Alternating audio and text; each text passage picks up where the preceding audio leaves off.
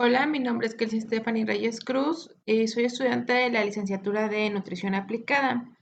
Este es mi cuadro de comparación de vitaminas hidrosolubles versus vitaminas liposolubles y macroelementos versus electrolitos de la materia de bioquímica de la nutrición. Bueno, para comenzar vamos a definir lo que son las vitaminas hidrosolubles. Estas se disuelven en los líquidos corporales y por ende no se almacenan en nuestro organismo, sino que se excretan junto con la orina.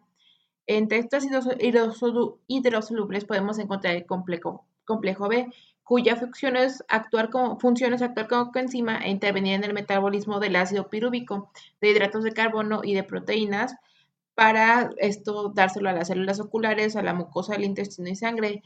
También son componentes del NAD y en metabolismo lipídico inhiben la síntesis de colesterol y degradan triglicéridos. Incorporan también algunos aminoácidos al ciclo de Krebs. La vitamina C promueve la síntesis proteica, sirve como coenzima reduciendo el efecto de algunos agentes tóxicos, contribuye a la cicatrización y es antioxidante. El ácido pantoténico forma parte de la coenzima A, realiza conversión de lípidos y aminoácidos en glucosa, además sintetiza hormonas y colesterol. El ácido fólico sintetiza DNA y ARN, contribuye a producción de eritrocitos y leucocitos. La biotina es una coenzima de la reacción del ácido pirúvico a oxalacetato. También hace síntesis de ácidos grasos y purinas. En la parte de abajo podemos ver las estructuras de las vitaminas que acabo de mencionar.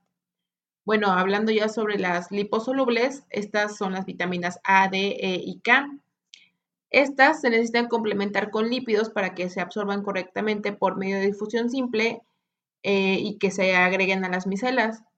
Son almacenables en células y principalmente están en los hepatocitos. Estos se almacenan, su exceso se almacena en vez de que se vaya en la orina como las hidrosolubles. Bueno, la vitamina A mantiene las células epiteliales, actúa como antioxidante e inactiva radicales libres. Es esencial para la formación de pigmentos fotosensibles en los fotorreceptores de nuestra retina. Colabora en el crecimiento de los huesos y los dientes mediante la regulación de la actividad de los osteoblastos y los osteoclastos. La vitamina D es esencial para la absorción de calcio y fósforo. Actúa como hormona paratiroidea y mantiene la homeostasis del calcio. La vitamina E interviene en la formación de DNA, el ARN y promueve la cicatrización de heridas. Contribuye a mantener la estructura normal y el funcionamiento del sistema nervioso. Protege al hígado de agentes químicos tóxicos e inactiva los radicales libres. La vitamina K es una coenzima esencial para la síntesis de muchos factores de coagulación en el hígado. En la parte de abajo podemos ver las estructuras de estas vitaminas que acabo de mencionar. Bueno, en cuanto a su evolución, la primera vitamina hidrosoluble que se conoció fue la B1 en 1911 y fue encontrada en la cáscara de arroz que se usó para prevenir beriberi en marineros japoneses por Casimir Funk, quien fue el que propuso que estas nuevas sustancias orgánicas se llamaran vita, con significado vida, y amina, que significa sustancia de amoníaco. Tiempo después, con el descubrimiento de la vitamina C, se determinó que no todas poseen amoníaco y esta fue utilizada para reducir los casos de y la vitamina C fue utilizada para reducir los casos de escorbuto en marineros de la Armada Británica. Ya en 1950 a la vitamina B se le clasificó como hidrosoluble. En las liposolubles, la primera fue descubierta por Elmer Werner y Margaret Davis en la Universidad de Wisconsin-Madison, junto a Lafayette Mendel y Thomas Osborne de Yale. La primera fue la vitamina A, y esto se descubrió mientras identificaban la función de las grasas en la dieta. En ese entonces creyeron que tener vitamina A en el organismo era un factor que te conducía al sobrepeso o a la obesidad. En 1947, la vitamina A fue sintetizada por primera vez. La vitamina D fue descubierta en 1918 por Sir Edward Medavie, la E en 1922 en Estados Unidos y la K en 1947 por un bioquímico danés cuyo nombre viene de la palabra coagulación.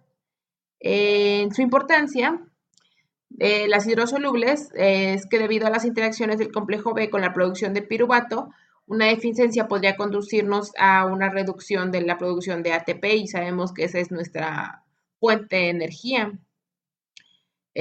También nos puede producir dermatitis, falta de oxígeno, lesiones de la mucosa intestinal o anemia perniciosa. Y la vitamina C, también su falta de ella nos puede provocar anemia, pérdida de pieza dental, mala cicatrización y mala cicatrización. El ácido pantoténico nos puede causar fatiga, espasmos musculares y baja producción de hormonas.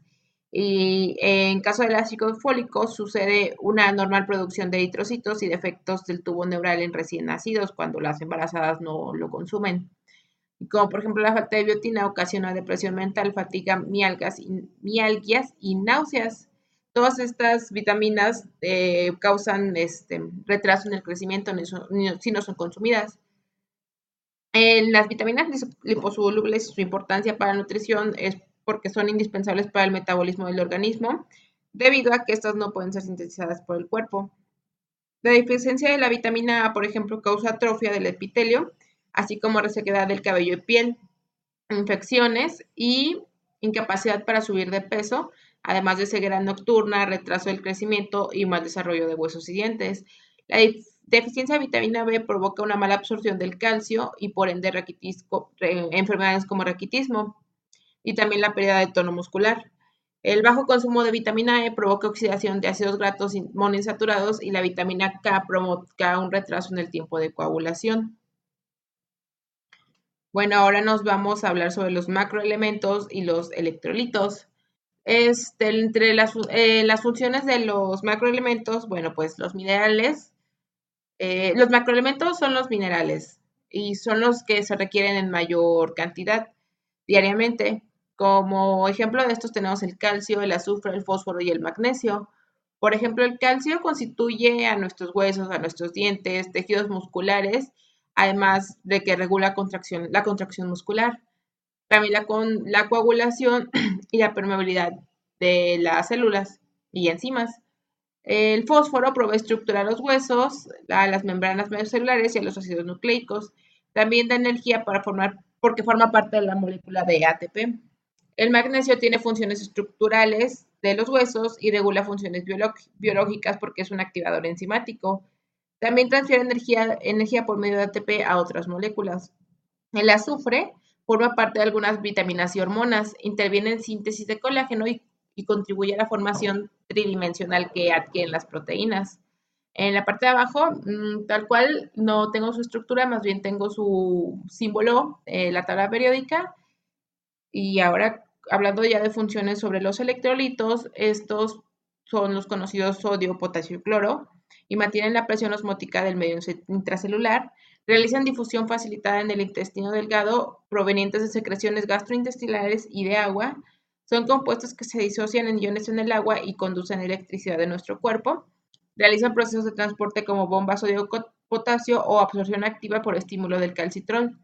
El cloro, por ejemplo, neutraliza las cargas de sodio y de potasio en el medio intra y extracelular. También participa en la digestión de proteínas al ser parte del ácido clorhídrico.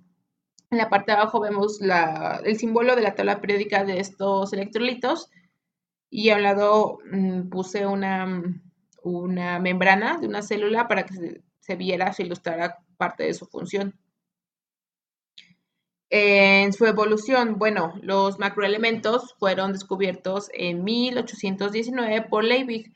Él determinó que las cenizas halladas en los alimentos que hasta ese entonces nadie había tomado en cuenta ni habían creído que fueran importantes, eran sales minerales y lo hizo mientras estudiaba sobre la constitución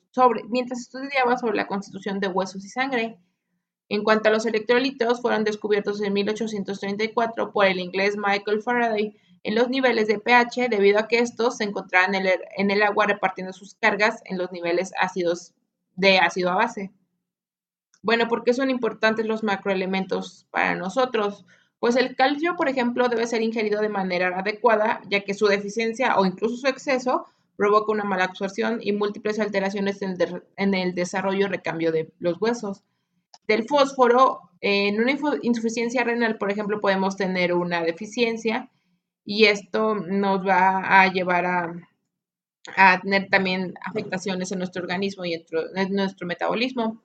Un déficit de magnesio podría ocasionarnos cansancio, apatía o debilidad. Y un déficit de azufre pues como es utilizado para formar las estructuras tridimensionales proteicas, este, pues obviamente las proteínas no se podrían plegar porque necesitan estos enlaces disulfuro, por eso es tan importante. En cuanto a los electrolitos y su importancia, bueno, pues el consumo de electrolitos en la dieta es vital para los procesos celulares del metabolismo. Ya vimos que ellos son los que se encargan de hacer el transporte. Una anatremia o una calemia ocasiona alteraciones en el transporte de nutrientes y por ende mala absorción, que puede llevarnos a padecer una patología severa como por ejemplo desnutrición. Los electrolitos reparten las cargas eléctricas necesarias para el buen funcionamiento del sistema nervioso y es por eso que son tan importantes. Bueno, este fue mi cuadro de comparación. Muchas gracias por la atención.